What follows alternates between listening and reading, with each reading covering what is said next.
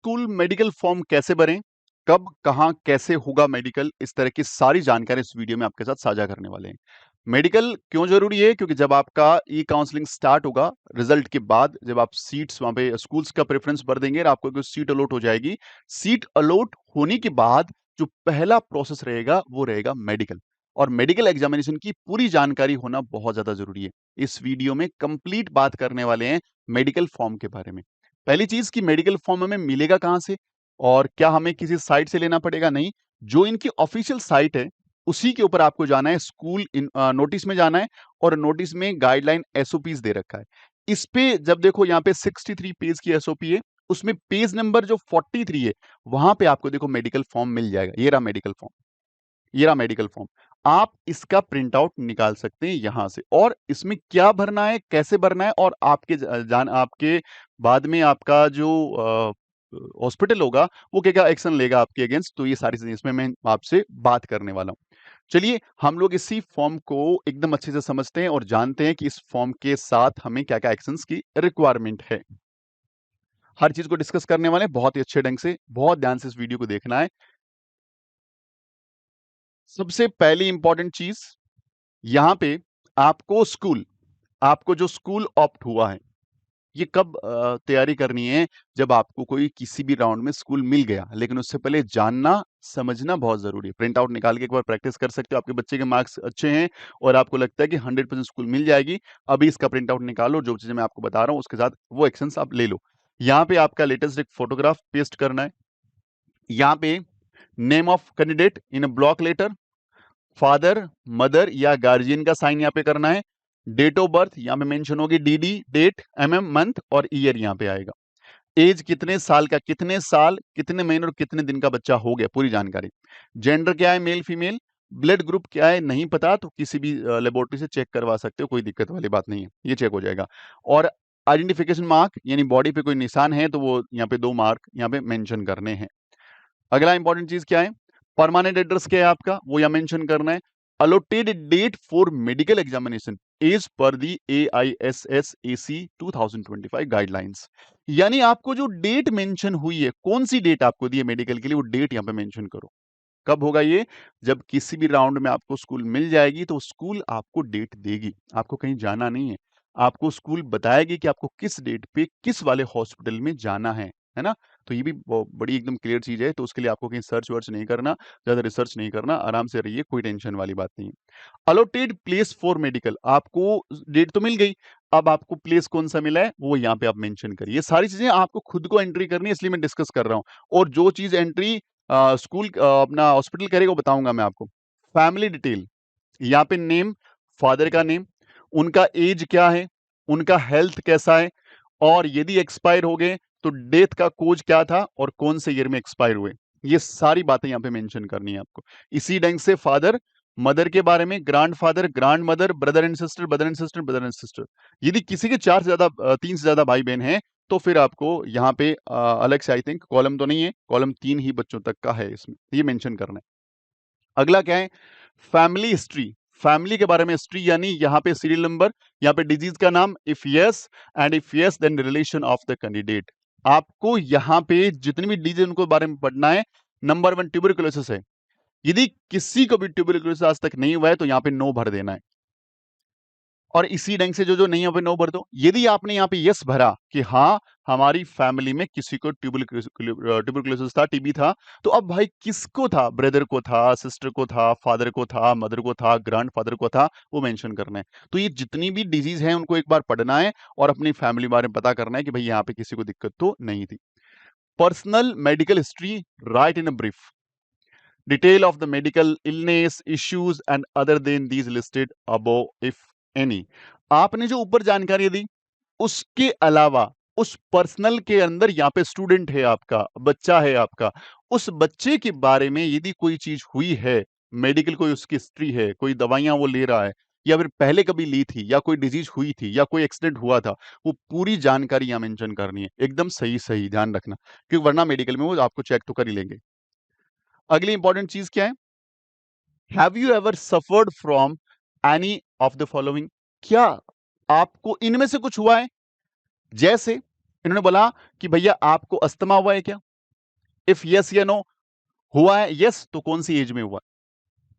इसी ढंग से बहुत सारी डिजीज है, आपको यस या नो में रिप्लाई करना है, और हुआ है तो कौन सी एज में हुआ था वो आपको बताना है। ये चीजें आपको ध्यान रखनी है बच्चों। अगला क्वेश्चन क्या है, have you ever been admitted for any illness, operation और injury? If so state the nature of disease and duration of stay in hospital. यहां पे आपको बताना है कि क्या कभी आप हॉस्पिटल में किसी बीमारी के लिए एडमिट हुए हैं, कोई ऑपरेशन हुआ है, कोई इंजरी हुई है, हुआ है तो कौन सी डिजीज की वजह से वहां पे आप गए थे, और कितने समय के लिए हॉस्पिटल में रहे थे, ये आपको पूरा बताना है। यहाँ पे आपको सीरियल नंबर, वहां पे डिजीज का नेचर पता लग जाएगा, और ड्यूरेशन कितना था हॉस्पिटल में वो आपको मेंशन करना है। स्टूडेंट के बारे में पूछा, ध्यान रखना, पूरी फैमिली के बारे में नहीं बताना आपको। Any other information you want to give about your health, यदि इसके अलावा भी कोई हेल्थ के बारे में इंफॉर्मेशन देना चाहते हो तो यहाँ मेंशन कर दो, नहीं है तो नो लिख दो, यहाँ पे कुछ भी नहीं आपको करना नहीं है। अगली चीज, डिटेल्स ऑफ द वैक्सीनेशन। अब वैक्सीनेशन जो बच्चों को बचपन में टीके लगते हैं, देखिए अभी तो पेरेंट्स बहुत ज्यादा अवेयर हो रहे हैं, लेकिन अब भी गांव में और बहुत सारी ऐसी जगह है जहाँ पे इन टीकों के बारे में जानकारी नहीं है। कभी कभार कोई टीका गवर्नमेंट में लग गया तो लग गया, नहीं लगा तो ऐसे ही पड़ा है। तो ये डिटेल यहाँ पे देनी। अब डिटेल के लिए क्या करना पड़ेगा आपको, लोकल अथॉरिटी जो आपके डॉक्टर साहब हैं, लोकल में जो government, again I repeat, government जो आपके हॉस्पिटल से, जो पास में हॉस्पिटल से जहाँ पे बच्चों का टीकाकरण होता है, वो यहाँ पे आपको पता करना है। और आपके बच्चे की यदि आपके पास हिस्ट्री है तो वो हिस्ट्री रजिस्टर्ड होगी गवर्नमेंट में, वहां जाके आप चेक कर सकते हैं। नहीं पता तो फिर आपको मेडिकल जो पर्सनल आपके वहां पे जो डॉक्टर हैं उनके पास जाकर के इसके बारे में डिस्कशन करना पड़ेगा कि आपके बच्चे को ये टीके सारे लगे हुए हैं क्या।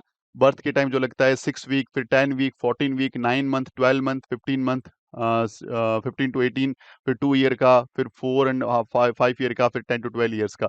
ये सारे के सारे टीके कितनी कितनी डोज दी गई, कैसे दी गई, पूरी डिटेल जानकारी यहाँ पे मेंशन करनी है। इनके अलावा यदि कोई वैक्सीनेशन है तो वो आप नीचे मेंशन कर दो। भाई ये वैक्सीनेशन जानकारी आपको आपके बच्चे के बर्थ के बाद की जो ड्यूरेशन है वो यहाँ पे फिल करनी है। नहीं है तो लोकल जो आपका जो लोकल आपका हॉस्पिटल है, government hospital, again repeat, government hospital, वहां जाके पता कर सकते हैं। अब अगला, डिक्लेरेशन। डिक्लेरेशन का मतलब ये होता है सिंपल सा कि सर और मैम, हम लोग जो ऊपर जितनी भी जानकारियां दे रहे हैं एकदम सही है हमारी जानकारी में, और हम आपसे कुछ भी छुपा नहीं रहे, इसको डिक्लेरेशन बोलते हैं।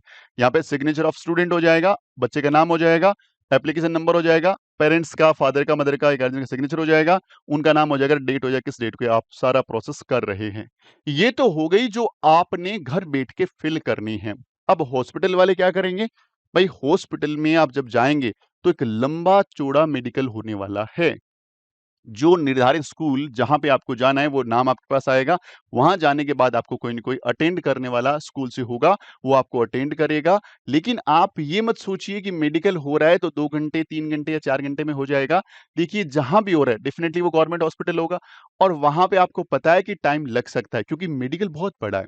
इसमें आपको सारे डॉक्टर से मिलना पड़ेगा, फिजिशियन से, फिर सर्जन से, फिर ईएनटी से, फिर आई स्पेशलिस्ट, फिर टीथ स्पेशलिस्ट, तो सारे डेंटल वेंटल सबसे मिलना पड़ेगा। तो जरूरी नहीं है कि आपके जो 20-30 दिन बच्चों का भी जिस दिन नंबर आया वो सारे बच्चे एक दिन में प्रोसेस पूरे हो जाएं। तो आप जब भी मेडिकल के लिए जाएं अपनी 2-3 दिन की व्यवस्थाएं करके जाएं, रहने का जो जगह है वो देख कर जाएं, क्योंकि बाद में आप ये नहीं बोल सकते कि मैं तो आया था, मुझे क्या पता मेडिकल एक दिन में हो जाएगा। देखो इतना बड़ा प्रोसीजर है, एक दिन में पॉसिबल नहीं लग रहा है। हो जाए अच्छी बात है, लेकिन फिर भी अपनी आप जो चीजें लेके चलना। सबसे पहले मेडिसिन डिपार्टमेंट में आपको ले जाया जाएगा, और मेडिसिन डिपार्टमेंट में आपकी सारी चीजें चेक की जाएगी। हाइट विदाउट शू कितना है आपका, वेट कितना है आपका। अच्छा एक और चीज, क्या सर हाइट और वेट की वजह से मुझे एज ए स्टूडेंट निकाल दिया जाएगा, या एज ए पेरेंट्स क्या मेरे बच्चे को डिस्क्वालीफाई कर देंगे? देखो अकॉर्डिंग टू इनकी गाइडलाइंस ऐसा कोई भी स्पेशलाइज्ड हाइट एंड वेट नहीं है, क्योंकि बच्चा अभी ग्रोइंग स्टेज में है, तो उसके लिए ये दो चीजें निकालने में नहीं आ सकती। ये कितनी भी कम हाइट है, कितनी ज्यादा हाइट है, कोई दिक्कत नहीं है, कितना ही वेट है, कितना कम ज्यादा वेट है, उससे कोई दिक्कत नहीं है। उसमें आपको डिस्क्वालीफाई के चांसेस नहीं रहते हैं, ये बात ध्यान रखना। तो ऐसा नहीं है कि आपके बच्चे का थोड़ा यदि हेल्थी है तो आप टेंशन में आ जाओ, हाइट थोड़ी छोटी लगी तो टेंशन में आ जाओ, हाइट बहुत ज्यादा बड़ी लग रही तो टेंशन में आ जाओ, कोई टेंशन नहीं है, ये ध्यान रखना। ये बिल्कुल यहाँ से फ्री हो सकते हो, हाइट वेट को लेकर कोई प्रॉब्लम इसमें है नहीं। उसके बाद आपके सारे टेस्ट हो गए, यूरिन टेस्ट है, ब्लड है, इसका स्किन है, ये सारी चीजें आपके टेस्ट होने ही होने। ये आपके फिजिशियन डिपार्टमेंट वाले पूरे टेस्ट करेंगे और इसका रिपोर्ट देंगे। अब यहाँ पे आपको सर्टिफिकेट मिलेगा। There is no evidence. भैया क्या जो सर्टिफिकेट है वो आपका काम, ये मेडिकल वाले का काम है। ये रिमार्क देगा, मेडिकल जो स्पेशलिस्ट है वो आपको रिमार्क देगा इसके फॉर्म के ऊपर, और रिमार्क मिल जाएगा, उनका सिग्नेचर हो जाएगा, डेट लग जाएगी, काम खत्म। अब आपको दूसरी डिपार्टमेंट जाना पड़ेगा, जिसका नाम है सर्जरी। सर्जरी डिपार्टमेंट जाना है और यहाँ पे भी सारी चीजें चेक की जाएगी, है ना। आपके पूरे के पूरे बॉडी पोस्चर को चेक किया जाएगा। ये सारे के सारे जो हैं एग्जामिनेशन किए जाएंगे। ये ध्यान रखना, ये सारे एग्जामिनेशन जो हैं अभी कहाँ चल रहे हैं, यहाँ पे आपके सर्जरी के अंदर हो रहे हैं, और फिर आपको वो वहां से पूरी डिटेल देकर के वेरीफाई कर देंगे। अब अगला स्टेप, सर्जरी आपका हो गया, और सर्जरी होने के बाद देखो सर्जरी में सारी चीज चेक होगी। इसके बाद आई के पास भेजा जाएगा आपको, जो ऑफ्थल्मोलॉजिस्ट होते हैं, आई स्पेशलिस्ट के पास। आई स्पेशलिस्ट जो है वो आपकी सारी ये चीजें चेक करेगा, और चेक करने के बाद आपके सारे विजन्स को चेक करेगा। तो ध्यान रखना, ग्लास विद ग्लास भी इसमें है, तो कोई टेंशन नहीं है। एक बार के लिए ग्लास को लेकर के अभी ज्यादा टेंशन में ना आए आप लोग। आई स्पेशलिस्ट पूरा चेक करके पूरी रिपोर्ट बना करके अपना सिग्नेचर दे देगा। फिर आपको जाना किसके पास है, ईएनटी के पास, ईयर नोज एंड थ्रोट। वो आपका पूरा एग्जामिन करेगा। एग्जामिन करने के बाद अपनी रिपोर्ट आप बच्चे को, मतलब अपनी रिपोर्ट बना के सबमिट कर देगा। इसके बाद रहेगा डेंटल। डेंटल वाला पूरी चीजें देखेगा और आपको रिपोर्ट बना के दे देगा। उसके बाद गायनेकोलॉजी, ये बच्चियों के लिए ओनली है। जो बच्चियां वहां पे जाएगी उनका एक गायनिक टेस्ट होगा, और बच्चों के लिए, लड़कों के लिए टेस्ट नहीं होने वाला। तो उसका एक रिपोर्ट यहाँ पे मिल जाएगा। इसके बाद remark of the medical board.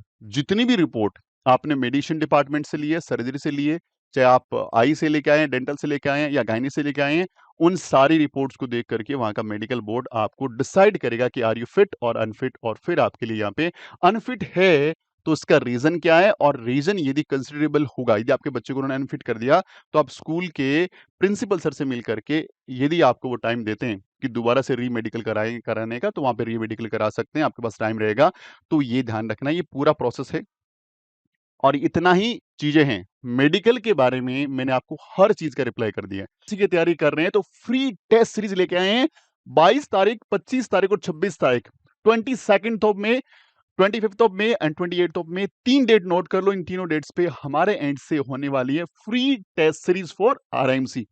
और इसके लिए रजिस्ट्रेशन के लिए कोई चार्ज नहीं देना, सिर्फ रजिस्ट्रेशन के लिए हमारे डैशबोर्ड नंबर पे लिख के भेजना है आरआईएमसी टेस्ट सीरीज जून 2025 या फ्री आरआईएमसी टेस्ट सीरीज, कुछ भी लिख के भेज दो। हमारी टीम बताएगी कि रजिस्ट्रेशन के लिए क्या क्या डॉक्यूमेंट्स रिक्वायर्ड है, वो तो आपको भेजना पड़ेगा, तभी जाके आपका रजिस्ट्रेशन कंप्लीट माना जाएगा।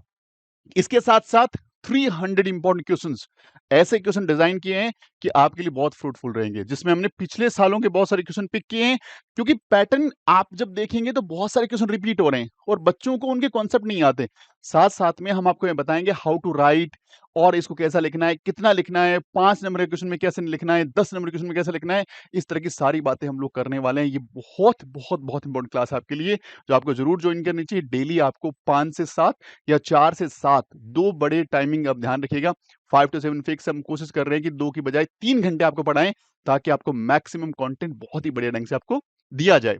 इसके साथ साथ यदि आप अगले साल के लिए 2026 के लिए सैनिक स्कूल, राष्ट्रीय military school, Navodaya school, UP सैनिक स्कूल किसी भी तैयारी कर रहे हैं, तो हमारा कॉम्बो बैच लॉन्च हो चुका है। कॉम्बो बैच पे 20 मई तक एक बड़ा ऑफर चल रहा है। अभी डैशबोर्ड नंबर पे कॉल करके ले लो, वो ऑफर आपके हाथ से नहीं निकल जाए, क्योंकि ऐसा ऑफर बहुत कम चांस मिलते हैं हमें कि ऐसा ऑफर बार बार हमें देखने को मिलता है। ये डैशबोर्ड नंबर जरूर नोट डाउन कर लीजिए। ये डैशबोर्ड नंबर आपको किसी भी तरह की क्वेरी में हेल्प जरूर करेगा। और इस नाम के साथ और इस लोगो के साथ हमारा ऐप प्ले स्टोर से इंस्टॉल किया जा सकता है। इस क्यूआर कोड से भी स्कैन कर सकते हो, और इस क्यूआर कोड से हमारा व्हाट्सएप चैनल आप ज्वाइन कर सकते हो। Thank you very much. Video अच्छा लगता है लाइक शेयर करिएगा, और चैनल पे नए चैनल को सब्सक्राइब करो और बेल आइकन बटन दबा लो, क्योंकि रिजल्ट आते तुरंत वीडियो बना के डाल देंगे। मिलते हैं अगली क्लास में, तब तक अपना ख्याल रखिए। जय हिंद, जय भारत, वंदे मातरम।